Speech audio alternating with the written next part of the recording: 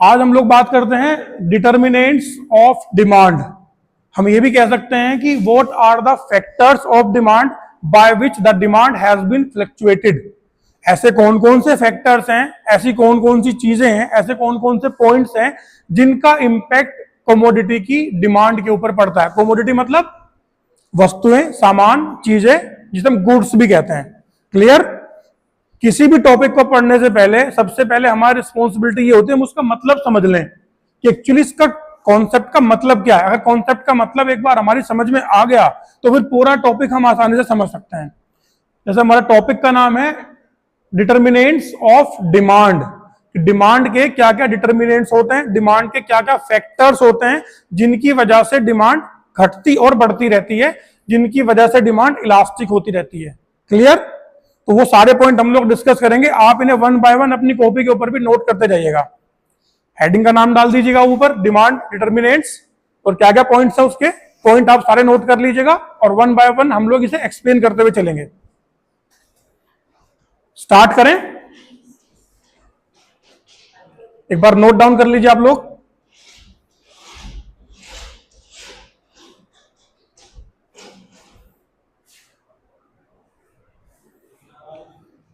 First point है price of the commodity.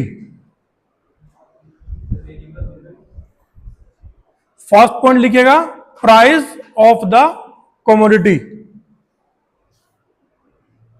Price is a factor which always affect the demand of the consumer.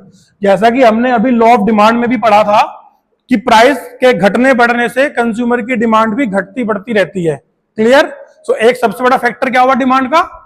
Price, जिसकी वजह से price fluctuate होगी, जिसकी वजह से डिमांड घटती बढ़ती रहेगी। क्लियर है बिल्कुल पॉइंट? हमारे टॉपिक का नाम है ऐसे कौन कौन से फैक्टर हैं जिनकी वजह से डिमांड कम ज्यादा होती है। तो उसमें पहला पॉइंट हुआ हमारा प्राइस ऑफ द कमोडिटी, यानी कि चीजों का प्राइस। जैसा कि लॉ ऑफ डिमांड में भी हमें बताया गया है कि अगर चीजों के प्राइस बढ़ते हैं तो डिमांड घटने लगती है, प्राइस घटते हैं तो डिमांड बढ़ने लगती है। हमेशा प्राइस का डिमांड के ऊपर निगेटिव इंपैक्ट पड़ता है। क्लियर? प्राइस की वजह से डिमांड फ्लैक्चुएट होती रहती है, घटती बढ़ती रहती है। ये पॉइंट क्लियर हुआ? सेकंड पॉइंट की बात करते हैं, price of the related commodities. Please note down. अब नोट कर लीजिए से पहले, price of the related commodities.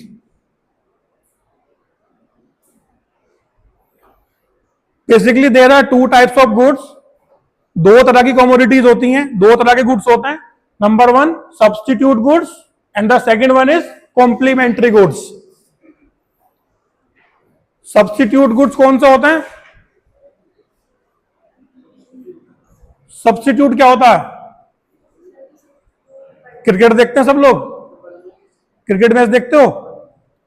जब किसी फील्डर को थक जाता है, चोट लग जाती है, तो उसकी जगह पे दूसरा सब्स्टिट्यूट फील्डर आता है फील्डिंग करने। तो उसका क्या मतलब? उसके जगह पर उसके जैसा कोई दूसरा। क्लियर? तो ऐसे ही हमारे बहुत सारे सब्स्टिट्यूट प्रोडक्ट्स होते हैं। जैसे सपोज करो कंज्यूमर को प्यास लग रही है। क्लियर? अब प्यास बुझाने के उसके पास बहुत सारे ऑप्शन है। वह कोल्ड ड्रिंक पी सकता है, जूस पी सकता है, पानी पी सकता है, कोकोनट वाटर पी सकता है। तो ये सब क्या है? एक दूसरे के सब्स्टिट्यूट है, यानी कि उसके जैसा दूसरा, जो कंज्यूमर की सेम नीड को सेटिस्फाई करते हैं। यहां पर ध्यान रखने वाली बात है, जो कंज्यूमर की सेम नीड को सेटिस्फाई करते हैं। प्यास लग रही थी तो प्यास बुझाने के उसके पास चार ऑप्शन है। पानी पी सकता है, जूस पी सकता है, कोल्ड ड्रिंक पी सकता है, कोकोनट वाटर पी सकता है, या और कोई भी लिक्विड पीने का उसके पास ऑप्शन है, जिसे पीकर वो अपनी प्यास को बुझा सकता है। कंज्यूमर की नीड क्या थी यहां पर? कि मेरी प्यास बुझ जाए, और उसके पास प्यास बुझाने के लिए बहुत सारे सब्स्टिट्यूट्स अवेलेबल हैं। ठीक? अब यहां पर समझने वाली बात क्या है, अगर एक सब्स्टिट्यूट गुड्स के प्राइस में चेंज होता है तो उसका इंपैक्ट दूसरे की डिमांड के ऊपर पड़ता है। एक बार ध्यान सुनेगा सब लोग पहले। अगर सपोज करो, आप इसे ऐसे समझो, पेप्सी और कोक दोनों कोल्ड ड्रिंक है। आप इसे मान सकते हैं कि दोनों एक दूसरे का सब्स्टिट्यूट है। भाई कंज्यूमर को सपोज करो कोल्ड ड्रिंक पीनी है, तो भाई उसने शॉप पे गया कि भैया पेप्सी है क्या? कि नहीं, तो भैया लाओ कोक दे दो। तो उसकी नीड क्या थी? उसे ब्लैक वाली कोल्ड ड्रिंक पीनी थी, पेप्सी पी लो चाहे कोक पी लो, उससे उस बात से कोई फर्क नहीं पड़ता। तो दोनों एक दूसरे के सब्स्टिट्यूट है। अब सपोज करो पेप्सी की बोतल 20 रुपए की आती है, ध्यान सुनना, पेप्सी की बोतल 20 रुपए की आती है, लेकिन उन्होंने उसके प्राइस 22 रुपए कर दिए, और कोक आज भी 20 रुपए की है। तो कंज्यूमर कौन सी खरीदेगा? जब same taste, same quality, same quantity 20 रुपए में मिल रही है, एक कंपनी की बोतल 20 रुपए की आती है, एक कंपनी की बोतल 22 रुपए की आती है, तो कंज्यूमर कौन सी खरीदेगा? 20 वाली खरीदेगा। तो कॉन्सेप्ट से आपकी समझ में क्या आया कि अगर एक सब्स्टिट्यूट ने अपने प्राइस बढ़ाए तो उसके रिस्पॉन्स में क्या होगा? दूसरे वाले की डिमांड बढ़ जाएगी। क्यों बढ़ जाएगी? एक कॉन्सेप्ट समझो सबसे पहले आप लोग, हमेशा कंज्यूमर की एक टेंडेंसी होती है, वो टेंडेंसी हमेशा ये कहती है कंज्यूमर हमेशा कम पैसे में ज्यादा खरीदना चाहता है। सबके साथ होता है ऐसा। हम जो मार्केट में जाते हैं, मार्केट में जाके हम लोग बार्गेनिंग करते हैं। क्यों? सब्जी मंडी में गए कि बोले भैया टमाटर कितने रुपए किलो है जी? 50 रुपए किलो, 40 लगा लो। कभी किसने कहा जी भैया लो मैं तो 60 रुपए दूंगा इसके? क्यों? क्योंकि ये हमारी साइकोलॉजी होती है, कंज्यूमर हमेशा कम पैसे में ज्यादा खरीदना चाहता है। क्लियर? तो जब उसे सेम क्वालिटी, सेम क्वांटिटी 20 रुपए में मिल रही है तो वो 22 रुपए क्यों दे? तो वो 20 रुपए वाला खरीदेगा। तो कॉन्सेप्ट का समझने का मतलब ये सब्स्टिट्यूट गुड्स के केस में कि अगर एक सब्स्टिट्यूट अपने प्राइस बढ़ा देगा तो उसके रिस्पॉन्स में दूसरे वाले की डिमांड बढ़ जाएगी क्योंकि वो सस्ता अवेलेबल है। और अगर वो अपने प्राइस घटा देगा, 18 रुपए कर देगा, तो इसकी डिमांड घट जाएगी क्योंकि जो सस्ता है वो कंज्यूमर खरीदेगा। क्लियर है? बिल्कुल। सब्स्टिट्यूट गुड्स वाले केस में क्या होता है? अगर एक सब्स्टिट्यूट अपने प्राइस बढ़ाएगा तो जो उसका दूसरा रिलेटेड गुड्स है उसकी डिमांड बढ़ जाती है, और अगर वो अपने प्राइस घटा देगा तो दूसरे वाले की डिमांड घट जाएगी क्योंकि कंज्यूमर हमेशा कम पैसे पे ही खरीदेगा। क्लियर हुआ कॉन्सेप्ट? दूसरे गुड्स होते हैं complementary goods. Complementary goods are those who are connected to each other. Complementary goods are those who are connected to each other, जो एक दूसरे से जुड़े रहते हैं। जैसे इसका सबसे बड़ी एग्जांपल है कार और पेट्रोल। अगर कोई कार पेट्रोल से चलने वाली है, अगर पेट्रोल ही ना हो तो कार की वैल्यू है कुछ, कार खत्म, उसकी वैल्यू 0। क्लियर? तो कॉम्प्लीमेंट्री गुड्स वाले केस में क्या होता है? सपोज करो एक कंपनी ने बहुत बढ़िया कार बनाई, अपनी बेहतरीन कार, बिल्कुल फीचर शानदार, रेट भी कम कर रखे हैं, ठीक ठाक सी कार है, बहुत बढ़िया है, बेहतरीन है। तो कंज्यूमर ने अपना बजट बनाया, उसने सोचा कि मेरे बजट में बिल्कुल फिट हो रही है, चलो मैं ये वाली गाड़ी खरीद लेता हूं। वो पेट्रोल की कार थी, पेट्रोल का वर्जन थी, लेकिन क्या हुआ कि पेट्रोल के प्राइस बढ़ गए। पेट्रोल के प्राइस बढ़ गए। उस केस में क्या हुआ? कंज्यूमर के दिमाग में थॉट आना स्टार्ट हुआ कि तो बड़ी महंगी पड़ रही है यार, अब इससे बड़ा तो मैं सीएनजी गाड़ी खरीद लेता हूं, या भाई मैं तो आजकल इलेक्ट्रिक का जमाना चल रहा है, मैं तो इलेक्ट्रिक गाड़ी खरीद लेता हूं। तो क्या हुआ? पेट्रोल के प्राइस बढ़ने से पेट्रोल से चलने वाली कार की डिमांड कम होना स्टार्ट हो गई। क्लियर? कार बहुत अच्छी है, कार में कोई कमी नहीं है, कार बिल्कुल बेहतरीन फीचर से लेस है, कोई दिक्कत नहीं कहीं से कहीं तक। लेकिन इंपैक्ट क्या हुआ? दूसरे कॉम्प्लीमेंट्री गुड्स के पैसे बढ़ने की वजह से, उसके प्राइस बढ़ने की वजह से उसकी डिमांड के ऊपर इंपैक्ट आया। क्लियर? हम यहां पर बात कर रहे हैं price of the related goods, कि जो गुड्स एक दूसरे के साथ कनेक्टेड हैं, चाहे वो सब्स्टिट्यूट में हो या कॉम्प्लीमेंट्री में हो, उनकी भी प्राइस अगर चेंज होंगे तो उनका इंपैक्ट भी दूसरे गुड्स के ऊपर पड़ता है। और ये हमें देखो रियल देखने को मिलता है। अब जैसे जैसे पेट्रोल के प्राइस बढ़े, लोगों ने पेट्रोल की गाड़ी खरीदनी बंद कर दी है, क्योंकि कॉन्सेप्ट क्या कहता है? कॉन्सेप्ट हमेशा क्या कहता है इकोनॉमिक्स का? हमें कम पैसे खर्च करने हैं, हमें कम पैसे में ज्यादा सुविधा चाहिए, हमें अपना पैसा बचा के रखना है, हमें अपने पैसे कम से कम खर्च करना है। क्लियर? तो उसी कंपैरिजन में लोगों ने इलेक्ट्रिक गाड़ी खरीदना स्टार्ट कर दिया है, पेट्रोल की कार लोगों ने खरीदनी बंद कर दी है। हो रहा था, जबकि गाड़ी में तो कोई दिक्कत नहीं है, गाड़ी में तो कोई कमी नहीं है, बेहतरीन गाड़ी है, बेहतरीन सब कुछ है। लेकिन जैसे जैसे पेट्रोल के प्राइस बढ़ रहे हैं वैसे वैसे कारों की डिमांड कम होती जा रही है। तो यानी कि एक प्रोडक्ट का इंपैक्ट दूसरे के ऊपर पड़ रहा है। क्लियर हुआ पॉइंट? थर्ड पॉइंट लिखिएगा आप, income of the consumer. Third point is income of the consumer. Consumer की, अगर हम एक बेसिक कॉन्सेप्ट की बात करें, कंज्यूमर की इनकम का कंज्यूमर की डिमांड के ऊपर पॉजिटिव इंपैक्ट पड़ता है, क्योंकि जब घर में ज्यादा पैसे आते हैं, जब जेब में ज्यादा पैसे होते हैं, तो खर्चे उसी के हिसाब से प्लान होते हैं, तो खर्चा ज्यादा होता है। बच्चों बात मत करो प्लीज, कॉन्सेप्ट समझ में आया? कंज्यूमर की इनकम का कंज्यूमर की डिमांड के ऊपर पॉजिटिव इंपैक्ट पड़ता है। क्लियर है बिल्कुल? अगर कंज्यूमर की इनकम बढ़ेगी तो उसकी डिमांड भी बढ़ जाएगी, उसके खर्चे भी बढ़ जाएंगे, क्योंकि अब वो हर व्यक्ति का अपना एक बजट होता है, जो उसका एक मंथली इनकम का सर्कल होता है ना, वो अपने खर्चे को उस सर्कल के हिसाब से प्लान करके चलता है। अगर किसी का मंथली इनकम 20,000 रुपए है, तो उसने अपने खर्चों को 20,000 रुपए के हिसाब से प्लान कर रखा है। अगर किसी की 50,000 है, तो उसने 50,000 के हिसाब से अपने खर्चों को प्लान कर रखा है। तो बेसिक कॉन्सेप्ट हमारा ये कहता है, 3 तरह के गुड्स होते हैं हमारे पास। नॉर्मल गुड्स, नॉर्मल गुड्स मतलब जो बेसिक चीजें हैं, नॉर्मल हैं, कि जैसे जैसे हमारे पास पैसा बढ़ेगा, हम अपनी सुविधाएं भी बढ़ानी स्टार्ट कर लेंगे। क्लियर हुआ पॉइंट?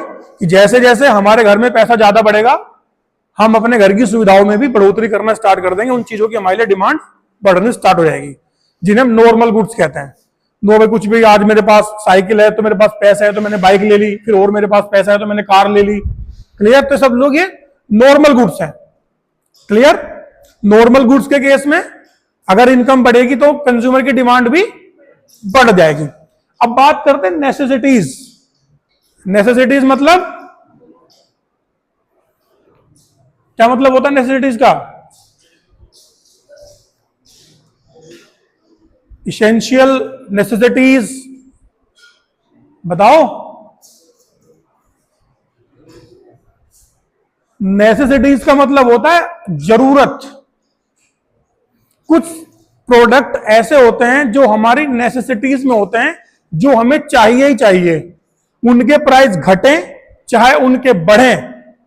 बच्चे ध्यान सुनना, प्राइस घटे चाहे प्राइस बढ़े, उनकी डिमांड सेम रहती है।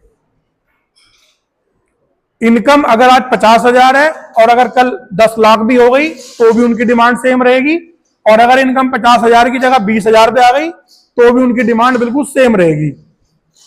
कोई एग्जांपल बताएगा इसका? एनीवन? नेसेसिटीज का क्या एग्जांपल हो सकता है कि कंज्यूमर की इनकम घटने बढ़ने का उसके ऊपर कोई इंपैक्ट नहीं पड़ता?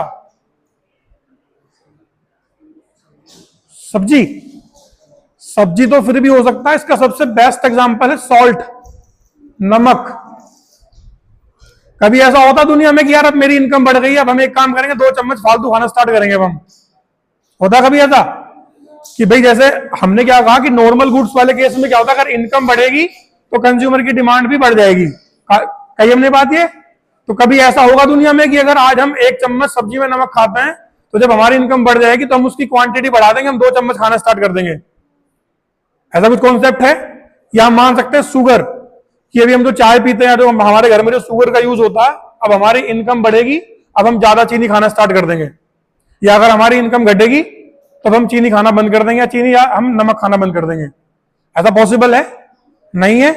तो कुछ गुड्स ऐसे होते हैं जो नेसेसिटीज में आते हैं, जो चाहिए ही चाहिए, वो उसकी क्वांटिटी फिक्स है टेस्ट के हिसाब से। हमारे इनकम बढ़े चाहे इनकम घटे, उसका उसकी डिमांड के ऊपर कोई इंपैक्ट नहीं पड़ने वाला, उसकी डिमांड बिल्कुल सेम रहेगी।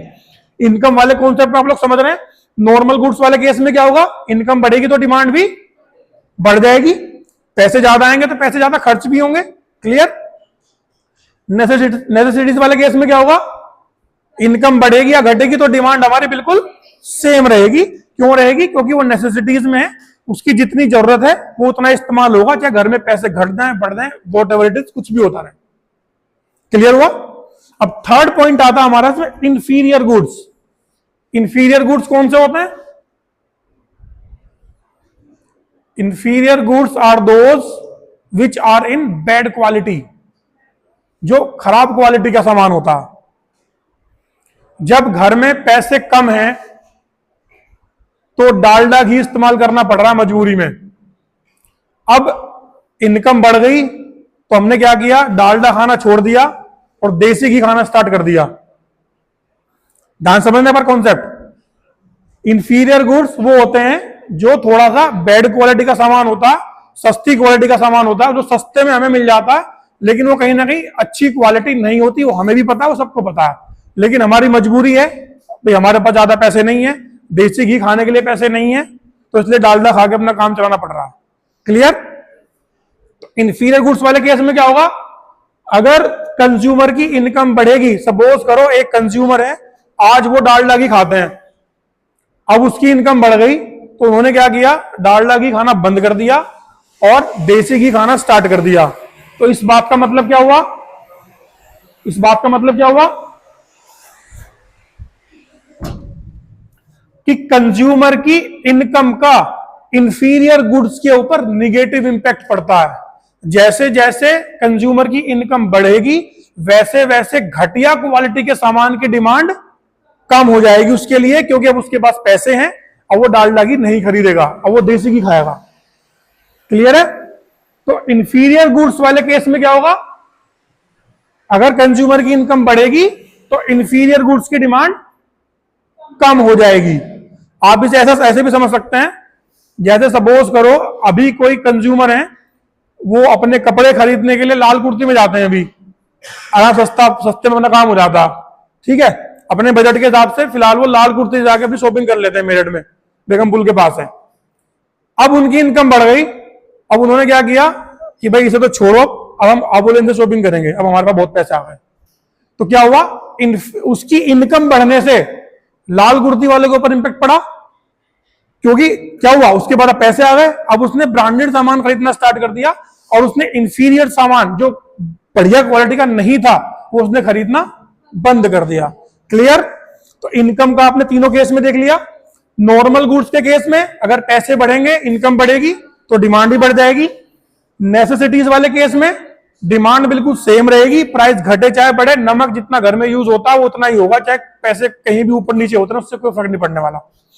और इंफीरियर गुड्स वाले केस में जैसे जैसे कंज्यूमर की इनकम बढ़ेगी वैसे वैसे इंफीरियर गुड्स की डिमांड उसके लिए कम हो जाएगी और इंफीरियर गुड्स की डिमांड उसके लिए घट जाएगी। तीनों पॉइंट क्लियर हो गए।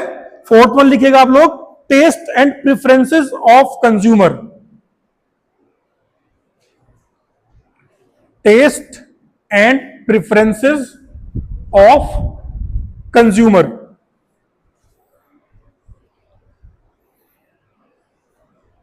Taste and preferences of consumer. A change in taste and preferences of consumer will leads to change in demand of consumer. अगर कंज्यूमर का टेस्ट चेंज हो जाएगा तो उसकी डिमांड भी ऑटोमेटिकली चेंज हो जाएगी। एक कंज्यूमर थे, पहले उन्हें चाय पीने का शौक था, वो दिन भर में 4-5 चाय पीते थे बढ़िया, तो उनके लिए चाय की डिमांड थी। एक दिन उनके दोस्त उन्हें ले गए बाहर रेस्टोरेंट में और उन्हें पिला दी बढ़िया वाली कॉफी, और कॉफी पी के उन्हें इतना मजा आ गया, उन्होंने कहा कि भाई चाय आज के बाद मुझे पीनी नहीं है, मैं तो कॉफी पिया करूंगा, तो मुझे बहुत बड़ी बेहतरीन लग रही भाई, तो इसका टेस्ट तो मुझे ऐसा लग रहा बिल्कुल, मैं आज तक कहां इसके चक्कर में पड़ रहा था चाय के। तो क्या हुआ, उसका टेस्ट चेंज हुआ, तो टेस्ट चेंज होने से क्या हुआ, उसकी डिमांड भी चेंज हो गई। Clear point. अगर कंज्यूमर का टेस्ट एंड प्रेफरेंसेस चेंज हो जाएंगे तो उसके रिस्पॉन्स में क्या होगा, कंज्यूमर की डिमांड भी चेंज हो जाएगी।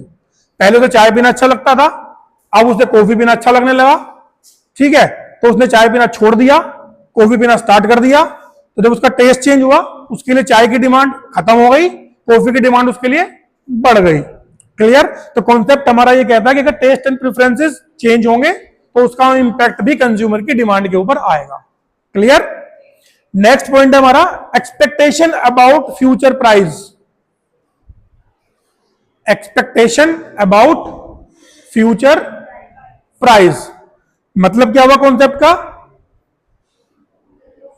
आपको आज ये लग रहा है कि मुझे कि फोन खरीदना है और ये फोन आपको लग रहा है कि 1 महीने बाद 5,000 रुपए सस्ता हो जाएगा, तो आज खरीदोगे या 1 महीने बाद खरीदोगे? आज खरीदोगे या 1 महीने बाद खरीदोगे? कंज्यूमर हमेशा कम पैसे में खरीदना चाहता है, ये हमारे इकोनॉमिक्स का रूल है। तो इकोनॉमिक्स के हिसाब से वो उसे 1 महीने के बाद खरीदेगा। क्लियर? और अगर उसे ये लग रहा है कि ये 1 महीने बाद और महंगा हो जाएगा तो वो उसे आज खरीदेगा। क्लियर? तो फ्यूचर एक्सपेक्टेशन अबाउट प्राइस, अगर कंज्यूमर के दिमाग में फ्यूचर को लेकर भी प्राइस की कुछ एक्सपेक्टेशन है तो उसका इंपैक्ट भी कंज्यूमर की डिमांड के ऊपर पड़ता है। अगर कंज्यूमर को लगता है कि इसके पैसे फ्यूचर में बढ़ जाएंगे तो वो उसे आज खरीदना पसंद करेगा, और अगर उसे लगता है कि इसके पैसे फ्यूचर में घट जाएंगे तो वो उसे फ्यूचर में खरीदेगा। क्लियर? जैसे भाई सबके घर में गर्ल्स हैं, लड़कियां हैं, तो सबको पता है कि भाई शादी होगी तो शादी में गोल्ड की रिक्वायरमेंट भी होगी। तो हर घर की ये प्रायोरिटी रहती है कि भाई अगर पैसे जैसे जुड़े इसे आज खरीद लो, अगर 2 साल बाद खरीदेंगे तो क्या होगा, तो उसके प्राइस बढ़ जाएंगे, इस सेम चीज के लिए हमें ज्यादा पैसे देने पड़ेंगे, तो उनकी प्रेजेंट की डिमांड बढ़ी रहती है हमेशा। क्लियर? तो अगर फ्यूचर एक्सपेक्टेशन प्राइस के बारे में कंज्यूमर की रहेंगी तो उसका इंपैक्ट भी कंज्यूमर की प्रेजेंट डिमांड के ऊपर पड़ता रहेगा। क्लियर है पॉइंट? बिल्कुल। इसके अलावा कुछ फैक्टर्स ये भी हैं जिनकी वजह से कंज्यूमर की डिमांड इंपैक्ट होती रहती है।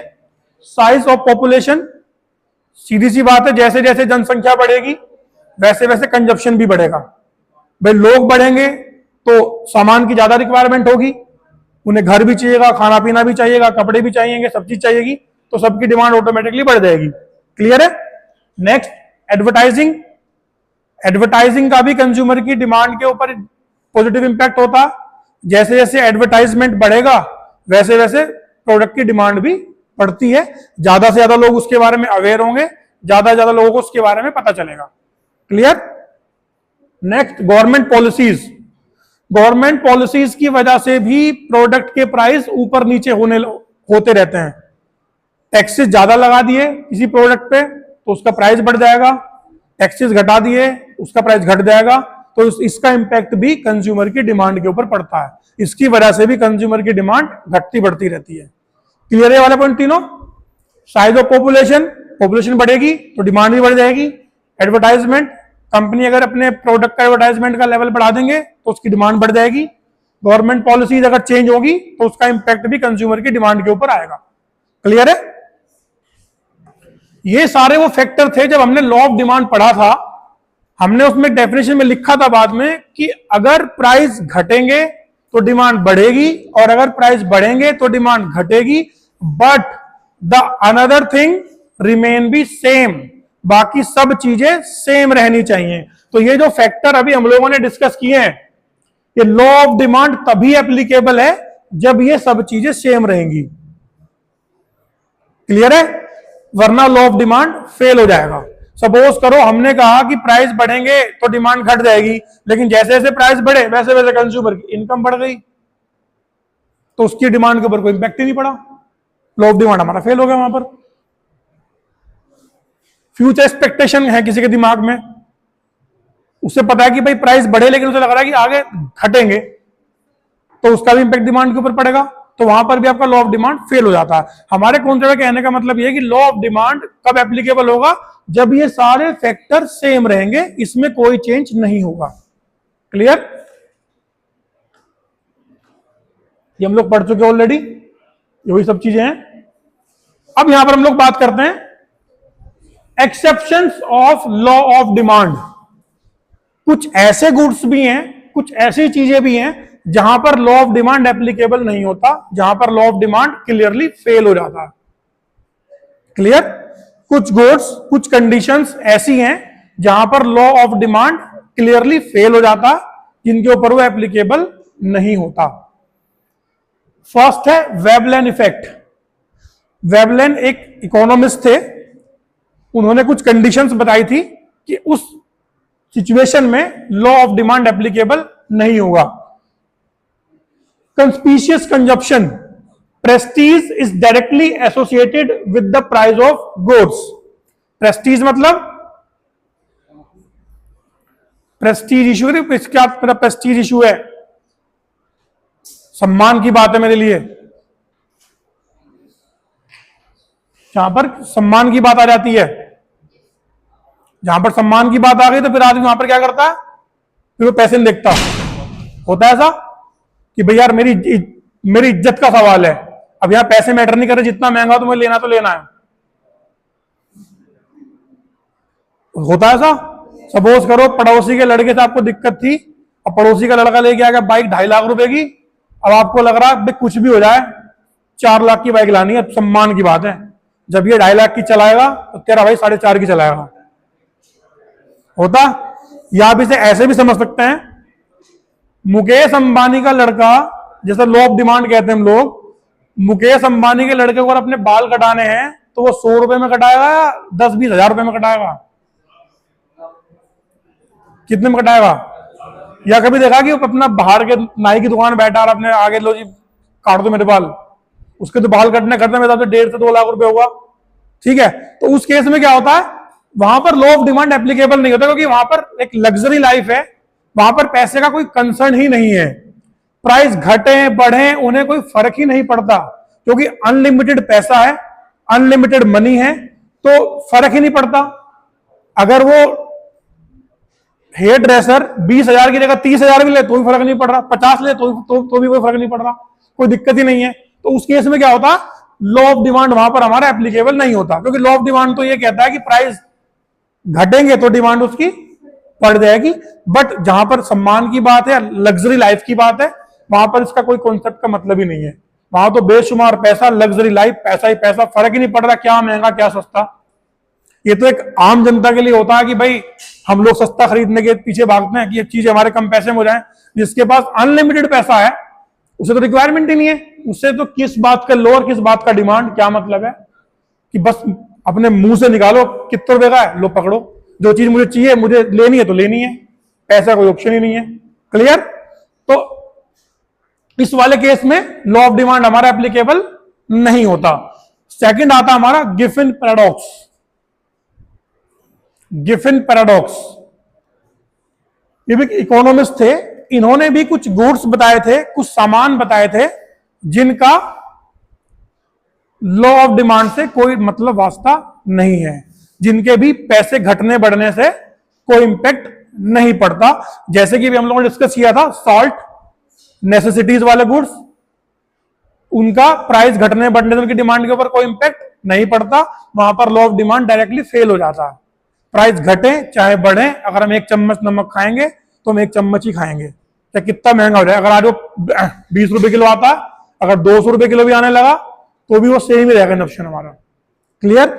ऐसे हम लोग यहां पर बात करते हैं, इसमें आते हैं सारे लग्जरी गुड्स। सपोज करो ओडी Q7 70 लाख के आसपास की आती है, 70 लाख की आती है ओडी Q7। ठीक, अब अगर वो 70 लाख से 65 लाख की हो जाए तो क्या उसकी डिमांड बढ़ जाएगी? जैसे लॉ ऑफ डिमांड ने कहा कि भाई चीजों के प्राइस घटेंगे तो डिमांड बढ़ जाएगी। क्यों?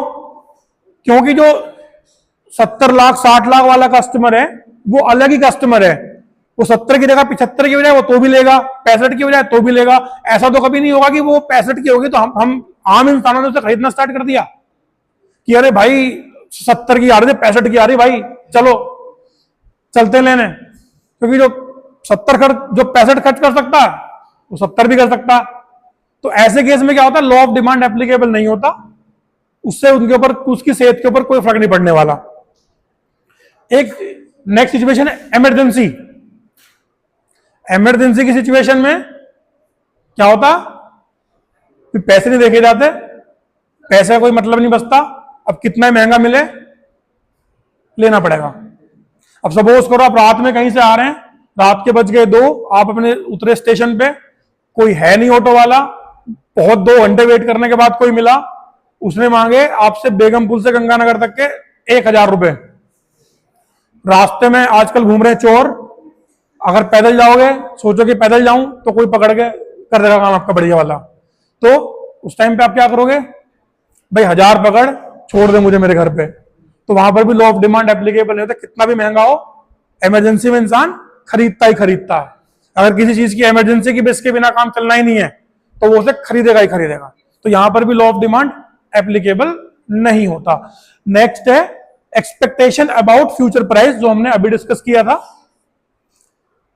फ्यूचर में प्राइस के एक्सपेक्टेशन के हिसाब का भी हमारे लॉ ऑफ डिमांड के ऊपर इंपैक्ट नहीं पड़ता, वो भी उसे नहीं मानता, क्योंकि फ्यूचर में जो कंज्यूमर सोच रहा है, अगर उसने फ्यूचर में सोच लिया कि इसके प्राइस अभी 2 महीने बाद घट जाएंगे, तो वो उसे आज नहीं खरीदेगा, भले आज उसमें कुछ भी होता रहे, तो ये भी लॉ ऑफ डिमांड में नहीं आता।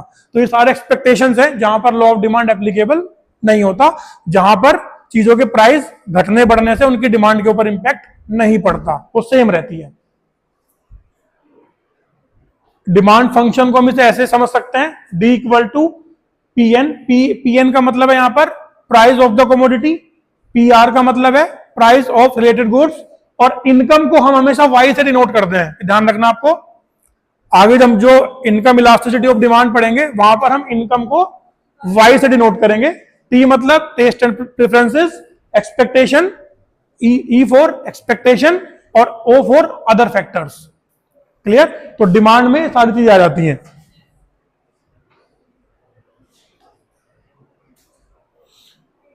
Cause of change in demand, कौन कौन से कारण हैं जिनकी वजह से डिमांड बढ़ती है? हम बात कर रहे हैं फिलहाल increase in demand.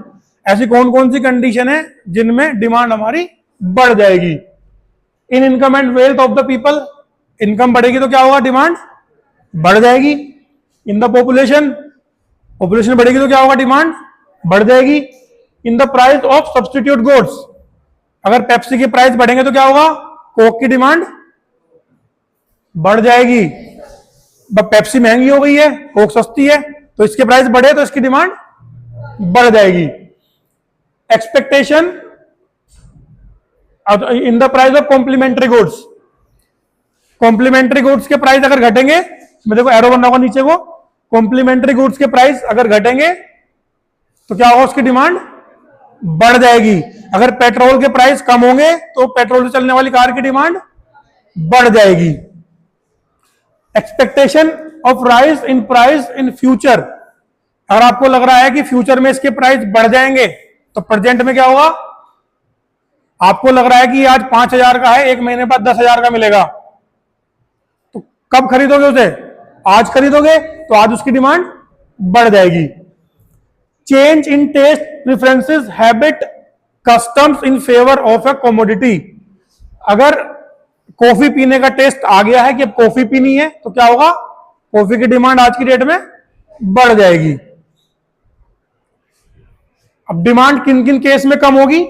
Decrease in demand in income and wealth of the people, down आने स्टार्ट हो गया, इनकम घटेगी तो क्या होगा? डिमांड घट जाएगी।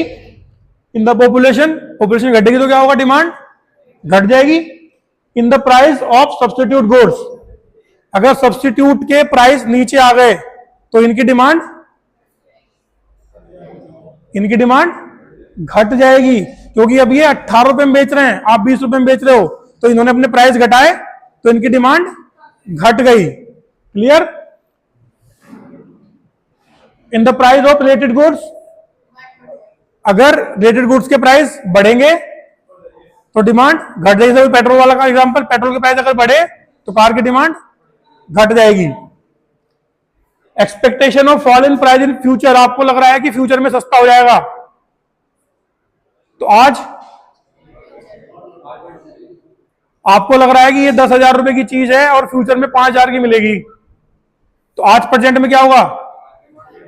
प्रेजेंट की डिमांड घट जाएगी। भाई आपको एक बात बताओ, हमने क्या कहा स्टार्टिंग में कॉन्सेप्ट में? कंज्यूमर क्या चाहता है? कंज्यूमर हमेशा कम पैसे में खरीदना चाहता है, उसे लग रहा है कि ये फ्यूचर में सस्ता हो जाएगा, तो आज क्या होगा प्रेजेंट में? वो प्रेजेंट में उसे खरीदेगा नहीं, तो फ्यूचर का वेट करेगा, तो प्रेजेंट में क्या होगा? उसकी डिमांड घट जाएगी।